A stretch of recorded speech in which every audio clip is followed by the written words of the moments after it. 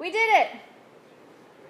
We made it through the 5 weeks of John's Bread of Life discourse. We're at the end. And it was quite a journey. And I use the word journey because it has been one.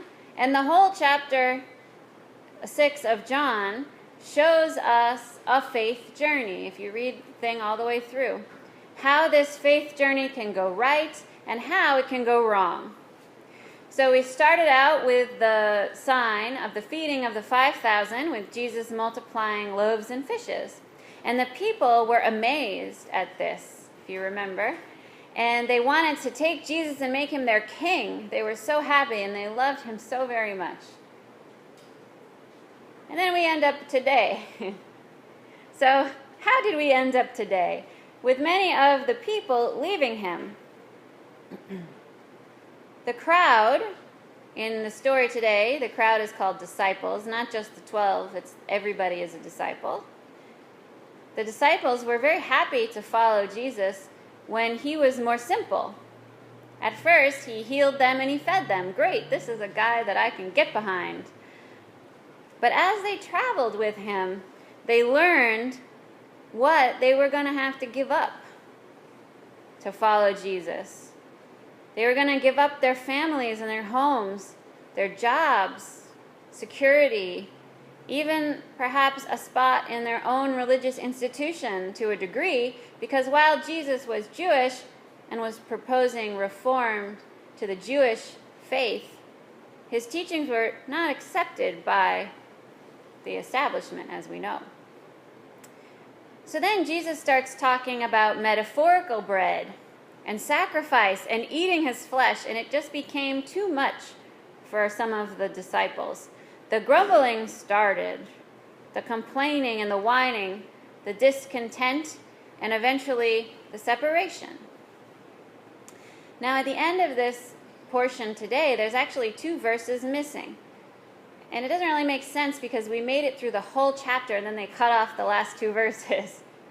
So, after Simon Peter declares that Jesus is the Holy One of God, the rest of the chapter goes like this. Jesus answered them, "Did I not choose you, the 12? Yet one of you is the devil." He was speaking of Judas, son of Simon Iscariot, for he, though one of the 12, was going to betray him. That's kind of a bummer ending, so I guess I can see why they cut it off. But we go from these hopeful words of Simon Peter, and then a reminder about Judas and the ultimate betrayer. This last section of the portion of John gives us the whole range of reactions to Jesus. We have complaining, disbelief, rejection, confession of faith, and betrayal. But the betrayal in John isn't just Judas. It's all the people who turn away from Jesus. We tend to think of betrayal as a specific act of harm done to us. But in the Gospel of John, this isn't the case. Caroline Lewis says that in John, betrayal is walking away from the relationship with Jesus. In this gospel, Judas leaves Jesus, but then Jesus hands himself over to the authorities, which is different from the other gospels where Judas physically brings the guards in, right? Points them out or gives them a kiss. Judas severs the relationship with Jesus. The other 12 of the 12 don't right away. They do eventually, but we'll get to that later. And Jesus told us last week that we are to abide in him, to live in him and he in us. This is a deep relationship with God, one that God desperately wants us to have and maintain. And when we end the relationship, that's the true betrayal. And that's what the crowd is doing today. Because the ending of the relationship in the story shows a distrust of Jesus and of God. This mirrors the story of Exodus, as we've been talking about through this whole 5 weeks. The manna from heaven in Exodus that God sent down to the Jewish people fleeing Egypt was sent to them to keep them alive. It wasn't gourmet, and it wasn't very filling, but it kept them alive. And it was enough for the time being, and God provided it. Yet throughout the whole journey, if you remember Exodus, the people grumbled and complained against God and Moses. Their betrayal was against God because they didn't trust in God. That's the whole point of that book. That is what the grumbling was about. And that's what this story is about too.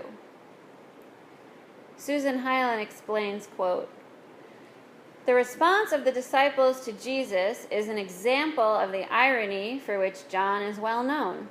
The disciples reject the idea that Jesus is manna, but in doing so, they display that Jesus is manna by responding to him the same way the Israelites responded to manna." End quote.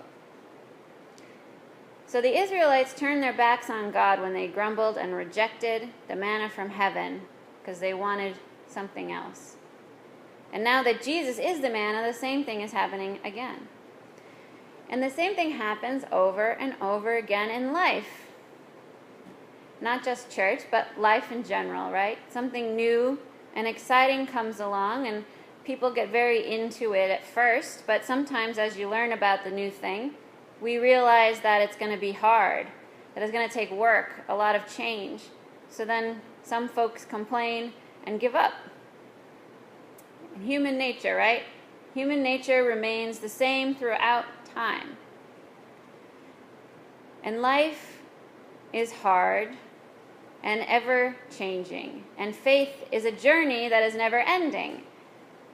I have a postcard in my house that I got at a bar, actually, and it has a sign, and it says, "Faith is a journey, not a guilt trip."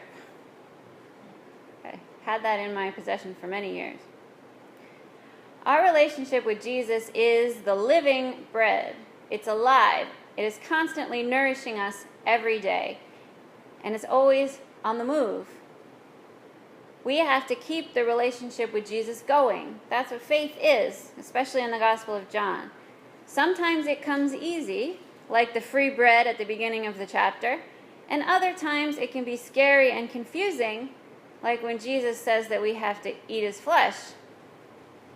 But through it all, God is there. Always. We trust in that. We have to keep that in our hearts and keep our relationship going. Striving always to do the right thing instead of the easy thing. Striving to always do the loving thing and not the spiteful thing. Remembering that in all that we are and all that we do in life, we represent Jesus. Because Jesus lives in us and we live in him together. If we try to do this, we can weather all of the grumbling and betrayal and change that we might encounter and move towards the kingdom of heaven with joy. In the name of the Father, the Son, and the Holy Spirit.